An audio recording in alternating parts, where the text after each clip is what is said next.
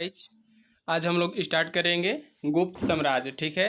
इससे पहले हम लोग मौर्योत्तर काल कर लिए हैं। क्राउन से वीडियो बनाया जा रहा है जिसमें आज टॉपिक है गुप्त साम्राज्य। ठीक है। मौर्योत्तर मौर्योत्तर काल के उपरांत पतनोपरांत दीर्घकाल तक भारतवर्ष एक शासन के अंतर्गत नहीं आ सका। इसी कमी को गुप्त शासकों ने पूरा किया और लगभग संपूर्ण भारत को एक राजनैतिक क्षेत्र के अधीन कर आर्थिक, सामाजिक व साहित्य क्षेत्र में उन्नति का मार्ग प्रशस्त किया। गुप्त काल को भारतीय इतिहास का स्वर्ण युग भी कहा जाता है। भारतीय इतिहास का स्वर्ण युग गुप्त काल को कहा जाता है। प्रारंभिक शासक में है श्रीगुप्त। ठीक है। प्रारंभिक शासक में श्रीगुप्त हैं जिनका कार्यकाल 240 से 280 ईस्वी तक है। श्रीगुप्त गुप्त वंश का संस्थापक था। गुप्त वंश का संस्थापक कौन था? श्रीगुप्त। ठीक है।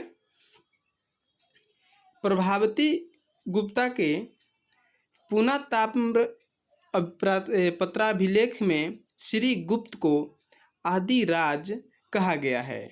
ठीक है। प्रभावती गुप्ता के पुनाताम्र पत्राभिलेख में श्रीगुप्त को आदिराज कहा गया है। गुप्त वंशावली के स्रोत जिसमें है समुद्रगुप्त का प्रयाग प्रशस्ति अभिलेख और कुमारगुप्त का बिलसण स्तंभलेख और स्कंदगुप्त का भीतरी स्तंभलेख। समुद्रगुप्त का प्रयाग प्रशस्ति, कुमारगुप्त का बिलसण, स्कंदगुप्त का भीतरी स्तंभलेख। ठीक है।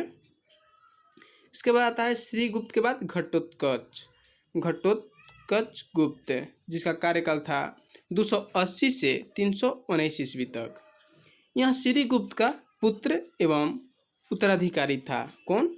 घटोत्कच गुप्त। इसके बाद आता है चंद्रगुप्त प्रथम जिसका कार्यकाल 319 ईस्वी से 334 ईस्वी तक था। चंद्रगुप्त प्रथम गुप्त वंश का पहला प्रसिद्ध राजा हुआ। गुप्त वंश का पहला प्रसिद्ध राजा चंद्रगुप्त प्रथम था। ठीक है। उसने लिच्छवी की राजकुमारी कुमार देवी से विवाह किया। कौन? चंद्रगुप्त प्रथम, जिससे उसकी सत्ता को बल मिला। चंद्रगुप्त प्रथम ने अपने राज्यारोहण के स्मारक के रूप में 319 ईस्वी में गुप्त संवत चलाया। कौन? चंद्रगुप्त प्रथम ने अपने राज्यारोहण, जब उसका राज्य अधिकार में आया तो तब उसने गुप्त संवत चलाया था। कौन? चंद्रगुप्त प्रथम ने 319 से 320 ईस्वी में। इसके बाद आता है समुद्रगुप्त। समुद्रगुप्त का कार्यकाल 335 से 380 ईस्वी तक था। ठीक है। चंद्रगुप्त प्रथम के पुत्र और उत्तराधिकारी समुद्रगुप्त ने गुप्त साम्राज्य का अपार विस्तार किया। ठीक है। समुद्रगुप्त के विषय में जानकारी हरिश्चंद्र रचित प्रयाग प्रशस्ति से मिलता है। समुद्रगुप्त का प्रयाग प्रशस्ति है जो कि हरिश्चंद्र के द्वारा रचना किया गया था। हरिश्चंद्र के द्वारा प्रयाग प्रशस्ति का रचना किया गया था। इसी को इलाहाबाद स्तंभलेख भी कहते हैं। हरिश्चंद्र जो था शांति एवं युद्ध का मंत्री था, यानी कि संधि विग्रहक था। कौन? हरिश्चंद्र शांति एवं युद्ध का मंत्री था। रीदपुर अभिलेख में समुद्रगुप्त को तत्पाद परिगृहित कहा गया है। किसको? समुद्रगुप्त को। समुद्रगुप्त अपनी विजयों के लिए प्रसिद्ध था। उसने समरसतः कहा गया है जिसका अर्थ है 100 युद्धों के विजेता। इसीलिए डॉक्टर B.A. स्मिथ ने समुद्रगुप्त को भारत का नेपोलियन की उपाधि दी है। कौन? Doctor B.A. स्मिथ ने समुद्रगुप्त को।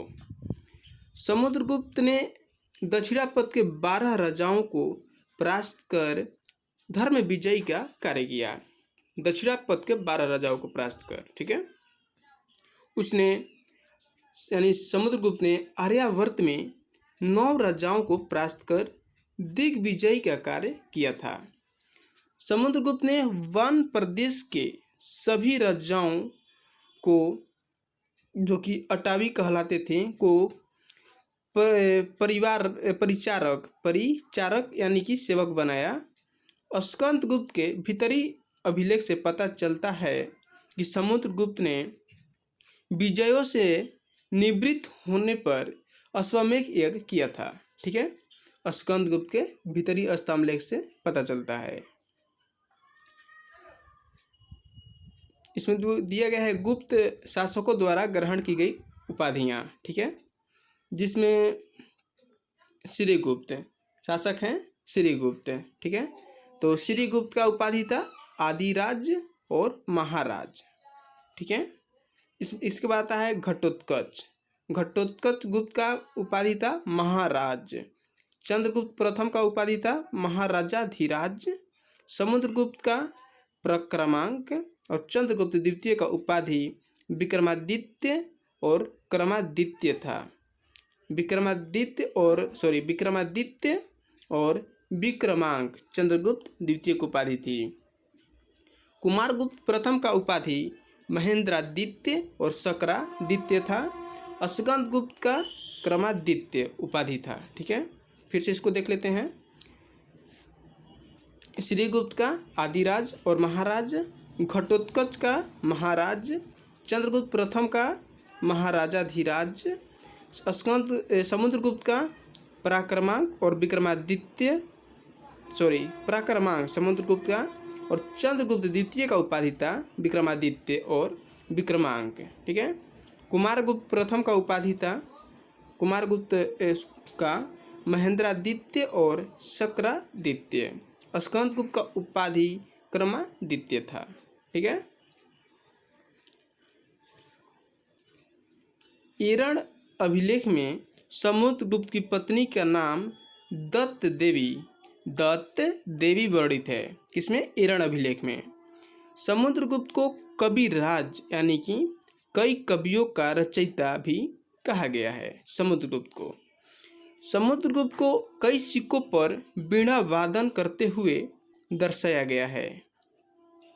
श्रीलंका के राजा मेघवर्मन ने समुद्रगुप्त से गया में बौद्ध मंदिर बनवाने की अनुमति मांगने के लिए एक दूत भेजा और अनुमति प्राप्त किया। उसके काल की 6 प्रकार की स्वर्ण मुद्राएं मिली हैं, जिसमें है पहला गरुड़, अश्वमेघ, धनुर्धर, व्याघ्रहंता, परशु एवं बीड़ासारण। ठीक है, कौन कौन है 6 प्रकार की स्वर्ण मुद्राएं? पहला है गरुड़, इसके बाद दूसरा है अश्वमेघ, इसके बाद धनुर्धर, इसके बाद व्याघ्रहंता, इसके बाद परशु और अंतिम बीड़ासारण है। ठीक है, समुद्रगुप्त ने अश्वमेघ पराक्रमांक की उपाधि धारण की थी। अश्वमेघ पराक्रमांक की उपाधि धारण की थी। इसके बाद आता है रामगुप्त। ठीक है, समुद्रगुप्त की मृत्यु के बाद रामगुप्त शासक बना, जो कि एक कमजोर राजा था। ठीक है, विशाखा दत्तकृत देवी चंद्रगुप्तम के रचयिता कौन है? विशाखा दत्त के अनुसार रामगुप्त शकों के साथ युद्ध में बुरी तरह पराजित हुआ। शक राजा उसकी पत्नी ध्रुव देवी को प्राप्त करना चाहता था।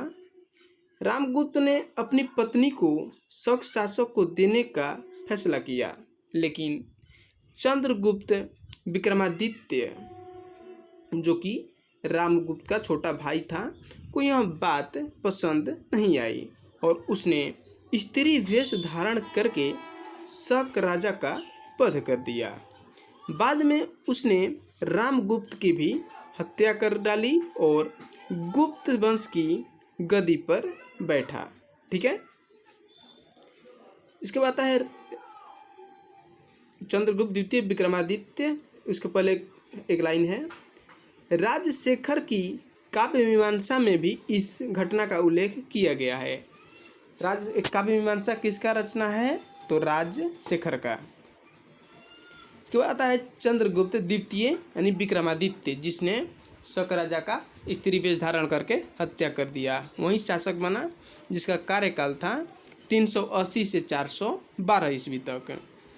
चंद्रगुप्त द्वितीय समुद्रगुप्त एवं दत्त देवी का पुत्र था। ठीक है। उसके शासनकाल में, चंद्रगुप्त द्वितीय के शासनकाल में गुप्त साम्राज्य अपने उत्कर्ष पर पहुंचा। इसे सांची के अभिलेख में देवराज एवं प्रवरसेन के अभिलेख में देवगुप्त कहा गया है। मेहरौली स्तंभ लेख में राजा चंद्र का वर्णन है। किसमें? मेहरौली स्तंभ लेख में राजा चंद्र का वर्णन है, जिसकी पहचान चंद्रगुप्त द्वितीय से की गई है। ठीक है, चंद्रगुप्त द्वितीय से उसकी पहचान की गई है। उसने यानी कि चंद्रगुप्त द्वितीय ने वैवाहिक संबंध एवं विजय दोनों के सहारे अपने साम्राज्य की सीमा बढ़ाई। उसने अपनी पुत्री प्रभावती का विवाह वाकाटक शासक रुद्रसेन द्वितीय से करवाया। उसके मरने के बाद उसका नाबालिग पुत्र उसका उत्तराधिकारी बना। वाकाटक शासक रुद्रसेन द्वितीय जब मर गया तो उसका पुत्र नाबालिग पुत्र उत्तराधिकारी बना। इस प्रकार चंद्रगुप्त द्वितीय की पुत्री प्रभावती स्वयं वास्तविक शासिका हुई। वाकाटक की सहायता से चंद्रगुप्त द्वितीय ने शकों को पराजित किया। इस उपलक्ष्य में चंद्रगुप्त द्वितीय ने चांदी के सिक्के चलवाए। इस विजय के बाद उसे सकारी कहा गया है, चंद्रगुप्त द्वितीय को, और उसने विक्रमादित्य की उपाधि धारण की। चंद्रगुप्त द्वितीय के उदयगिरि अभिलेख के अनुसार उसका उद्देश्य संपूर्ण पृथ्वी को जीतना था। उदयगिरि अभिलेख के अनुसार उसकी राजधानी, चंद्रगुप्त द्वितीय की राजधानी पाटलिपुत्र थी। उसने उज्जैन में दूसरी राजधानी स्थापित की, जो कि कालिदास एवं अमर सिंह जैसे विद्वानों से विभूषित थी। चंद्रगुप्त द्वितीय वैष्णव था और उसने परम भागवत की उपाधि धारण की थी। चंद्रगुप्त द्वितीय किस धर्म को मानता था? तो वैष्णव धर्म का। ठीक है, और परम भागवत की उपाधि धारण की। चंद्रगुप्त द्वितीय के समय ही चीनी बौद्ध यात्री फाहियान भारत आया। फाहियान कब आया भारत? 319 से 414 ईस्वी में। किसके काल में? तो चंद्रगुप्त द्वितीय के समय में। चंद्रगुप्त द्वितीय के 9 रत्न अब देख लेते हैं। चंद्रगुप्त द्वितीय के 9 रत्न, जिसमें पहला है कालिदास, धन्वंतरी, वररुचि, अमर सिंह, छपड़क, घटकरपण, इसके बाद शंकु, बेताल भट्ट और बराहमिहिर। फिर से देख लेते हैं। कालिदास, अमर सिंह, शंकु, धन्वंतरी, छपड़क, बेताल भट्ट, वररुचि, घटकरपण और बराहमिहिर। ठीक है। चंद्रगुप्त द्वितीय ने कालिदास को अपना दूत बनाकर कुंतल नरेश के दरबार में भेजा था। इसके बाद आता है कुमारगुप्त प्रथम। कुमारगुप्त प्रथम का कार्यकाल था 415 से 455 ईस्वी तक। मंदसौर अभिलेख में कुमारगुप्त प्रथम के शासन का वर्णन प्राप्त होता है। मंदसौर अभिलेख में सबसे अधिक अभिलेख यानी कि 18 कुल 18 अभिलेख कुमारगुप्त प्रथम के ही मिले हैं। तुमुन अभिलेख में कुमारगुप्त प्रथम को शरदकालीन सूर्य कहा गया है। कुमारगुप्त प्रथम ने व्याघ्र बल पराक्रम, महेंद्रादित्य, अजित महेंद्र अश्वमेघ महेंद्र आदि उपाधियां धारण की। कौन कौन उपाधि? तो कुमारगुप्त प्रथम ने व्याघ्र बल पराक्रम, महेंद्रादित्य, अजित महेंद्र, अश्वमेघ महेंद्र आदि उपाधियां धारण की थी। नालंदा विश्वविद्यालय की स्थापना कुमारगुप्त प्रथम के कार्यकाल में की गई थी। ये बहुत इंपॉर्टेंट है। नालंदा विश्वविद्यालय की स्थापना कुमारगुप्त प्रथम के समय में किया गया था। बख्तियार खिलजी ने इस विश्वविद्यालय को नष्ट कर दिया, जो कि मोहम्मद गौरी का भारतीय राज्य का संरक्षक था, यानी कि उसका सेनापति था बख्तियार खिलजी, जिसने नालंदा विश्वविद्यालय को नष्ट कर दिया।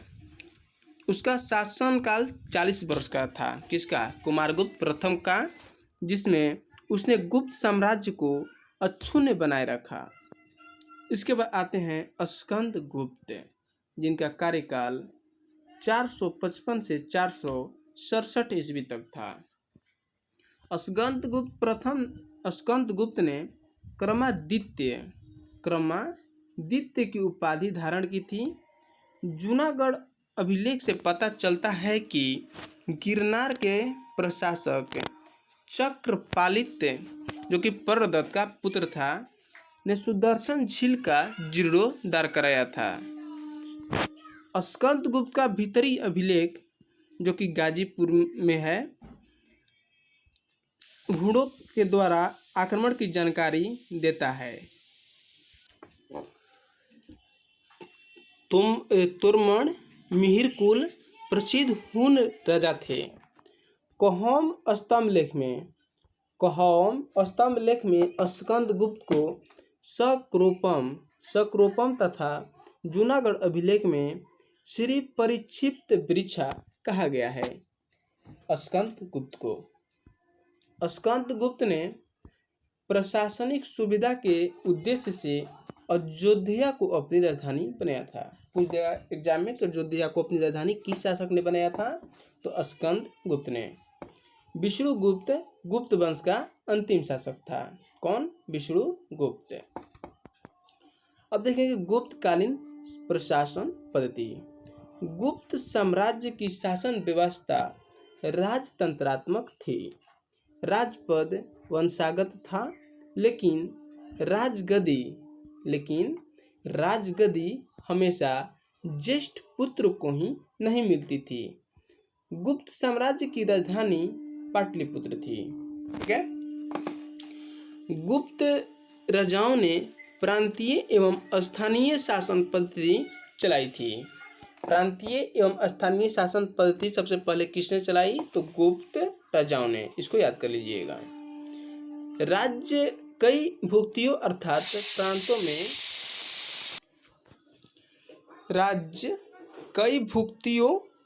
अर्थात प्रांतों में विभाजित था।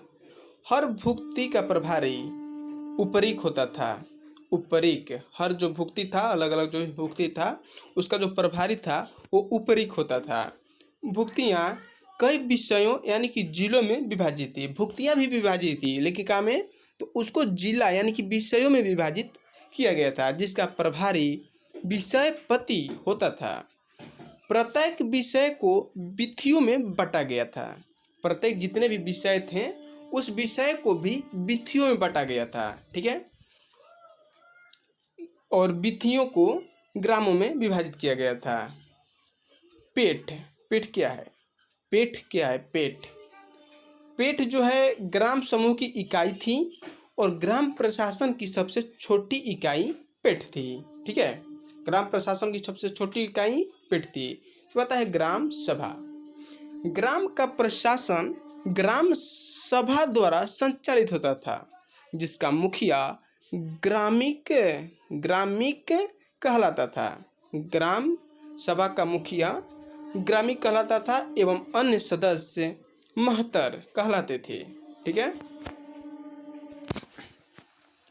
ग्राम सभा को पंचमंडली एवं ग्राम जनपद कहा जाता था। गुप्ता क्या है? यह देश का प्रशासक था। जो सम्राट द्वारा सीधे नियुक्त किया जाता था। यानी कि गुप्ता को नियुक्त कौन करता था?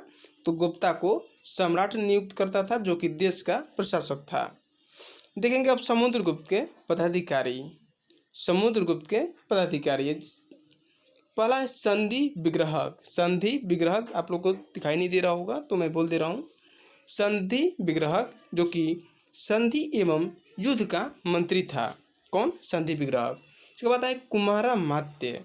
कुमारामात्य गुप्त साम्राज्य के सबसे बड़े अधिकारी था। खाद्य पाकिका, खाद्य पाकिका यानी कि राजकीय भोजनालय का अध्यक्ष होता था। कौन? खाद्य पाकिका। इसके बाद है महादंड नायक। महादंड नायक जो था न्यायाधीश था। ध्रुवाधिकरण, ध्रुवाधिकरण जो था भूमि कर वसूलने वाला प्रमुख अधिकारी था। ठीक है, इसको फिर से देख लेते हैं। पहला है संधि विग्रहक, संधि एवं युद्ध का मंत्री। कुमारामात्य गुप्त साम्राज्य के सबसे बड़े अधिकारी। खाद्य पाकिका राजकीय भोजनालय का अध्यक्ष। महादंड नायक न्यायाधीश था। ध्रुवाधिकरण भूमि कर वसूलने वाला अधिकारी था। ठीक है, इसके बाद आता है चंद्रगुप्त द्वितीय के पदाधिकारी। किसका? तो चंद्रगुप्त द्वितीय के समय में सब पदाधिकारी थे। कौन थे? तो पहला है उपरीक। उपरीक जो था प्रांत का राज्यपाल था। इसके बाद कुमारामात्य। कुमारामात्य जो है प्रशासनिक अधिकारी था। दंडपाशिक, दंडपाशिक जो था पुलिस विभाग का प्रधान था। महादंड नायक यह जो था मुख्य न्यायाधीश था। बलाधिकृत, बलाधिकृत जो था सैन्य कोष का अधिकारी था, सैन्य कोष का। इसके बाद है महाप्रतिहार, ये जो था मुख्य द्वारिक था। मुख्य द्वारिक जो द्वार पे खड़ा होता था, पहरा देता था। फिर से देख लेते हैं। उपरीक, उपरीक यानी कि प्रांत का राज्यपाल।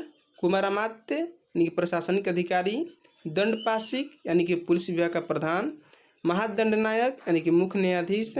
बलाधिकृत यानी कि सैन्य कोष का अधिकारी। महाप्रतिहार यानी कि मुख्य द्वारिक।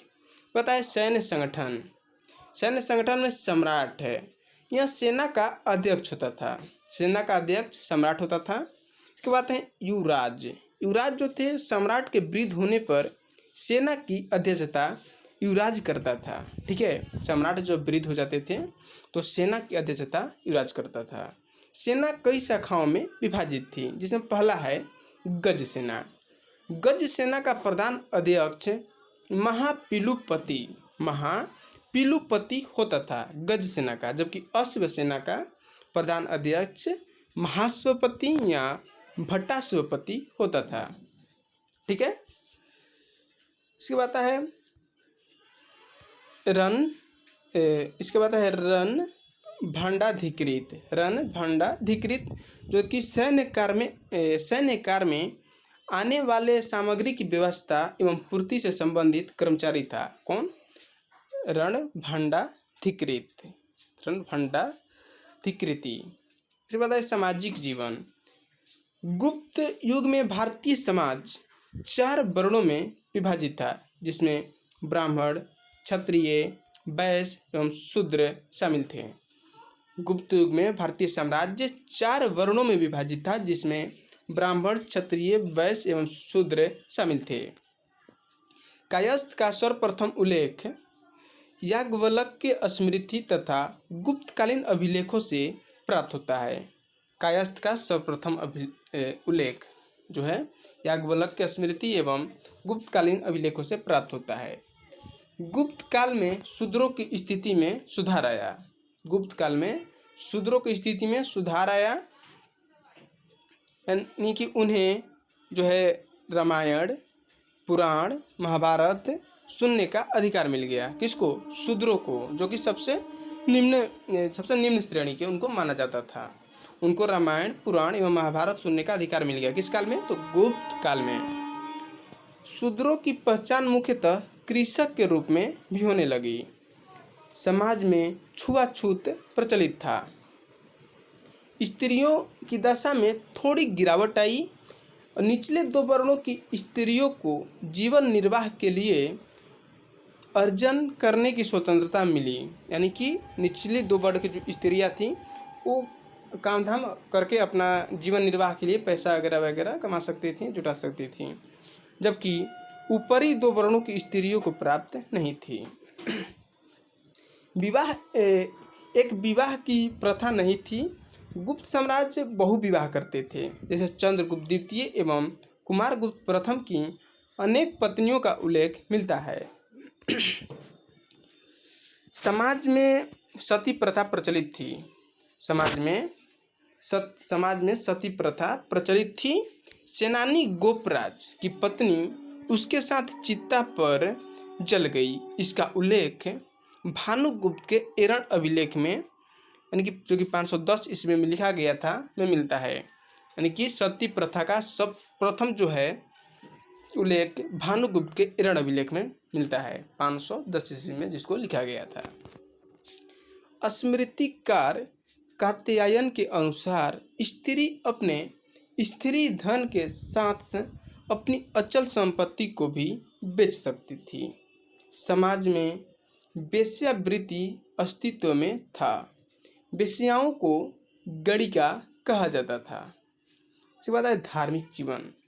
गुप्त काल में बौद्ध धर्म को राजाश्रय मिलना समाप्त हो गया तथा भगवत धर्म केंद्र बिंदु बन गया। गुप्त काल में बौद्ध धर्म समाप्त हो गया, मतलब उसको राजा के द्वारा आश्रय नहीं मिला और भगवत धर्म को आश्रय मिला। गुप्त शासक वैष्णव धर्मावलंबी थे। इस काल में त्रिमूर्ति अर्थात ब्रह्मा जो कि सृजन करने वाला, विष्णु जो कि पालन करने वाला एवं महेश जो कि संहार करने वाला की पूजा प्रारंभ हुई। किस काल में? तो गुप्त काल में ब्रह्मा विष्णु महेश की पूजा। गुप्त काल में मूर्ति पूजा ब्राह्मणीय धर्म का एक सामान्य लक्षण हो गई।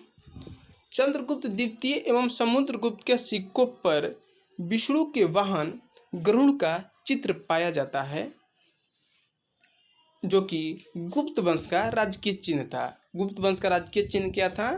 तो विष्णु का वाहन गरुड़, जो कि चंद्रगुप्त द्वितीय एवं समुद्रगुप्त के सिक्कों पर भी मिलता है। इसके बाद देवगढ़ झांसी में है। यहाँ का दशावतार मंदिर गुप्त युग का वैष्णव धर्म का सबसे प्रसिद्ध मंदिर है। कौन? देवगढ़ का दशावतार मंदिर। देवगढ़ का दशावतार मंदिर गुप्त युग से संबंधित वैष्णव धर्म का महत्वपूर्ण अवशेष है। यह मंदिर पंचायतन श्रेणी का है। ठीक है। कौन? देवगढ़ के दशावतार का मंदिर था, दशावतार मंदिर था जो कि विष्णु धर्म से संबंधित था। गंगाधर अभिलेख में विष्णु को मधुसूदन कहा गया है। हरिहर के रूप में शिव को विष्णु के साथ दर्शाया गया है, जो जैन व शैव धर्म के समन्वय का प्रमाण था। ठीक है। वैष्णव एवं शैव धर्म के वैष्णव एवं शैव धर्म के समन्वय का प्रमाण। गुप्त युग में मथुरा एवं वल्लभी में जैन सभाओं का आयोजन हुआ था। इसके बाद देखेंगे आर्थिक जीवन। गुप्तकालीन मुद्राएं एवं अभिलेख तत्कालीन आर्थिक समृद्धि को दर्शाते हैं। कृषि मूलक अर्थव्यवस्था, व्यापार, विकसित उद्योग धंधे गुप्त युग की समृद्धि का कारण था। कृषि मूलक अर्थव्यवस्था नहीं कि वहाँ पे अच्छा खासा कृषि का उत्पादन किया जाता था, व्यापार था और उद्योग भी उस समय था, जो कि गुप्त युग की समृद्धि का कारण था। भूमि। इस काल में 5 प्रकार की भूमि का उल्लेख मिलता है। गुप्त काल में 5 प्रकार की भूमि का उल्लेख मिलता है, जिसमें पहला है क्षेत्र भूमि जो था कृषि योग्य भूमि था। वास्तु भूमि वास करने योग्य भूमि था। चारागाह भूमि पशुओं के चारा योग्य भूमि था। खिल भूमि जो भूमि जोतने योग्य नहीं था, उसे खिल भूमि कहा जाता था। अपृहत भूमि बिना जोती गई जंगली भूमि को अपराध भूमि कहा जाता था। फिर से देख लेते हैं। क्षेत्र भूमि यानी कि कृषि योग्य भूमि, वास्तु भूमि रहने यानी कि वास करने योग्य भूमि को वास्तु भूमि कहा जाता था। चारागाह भूमि यानी कि पशुओं के चारा योग्य भूमि को चारागाह भूमि कहते थे।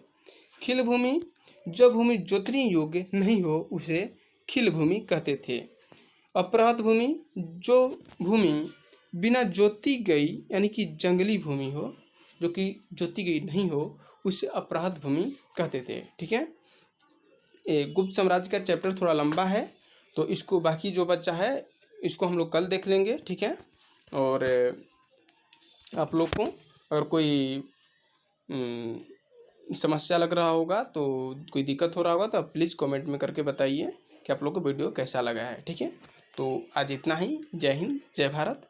इसके नेक्स्ट कल। ठीक है।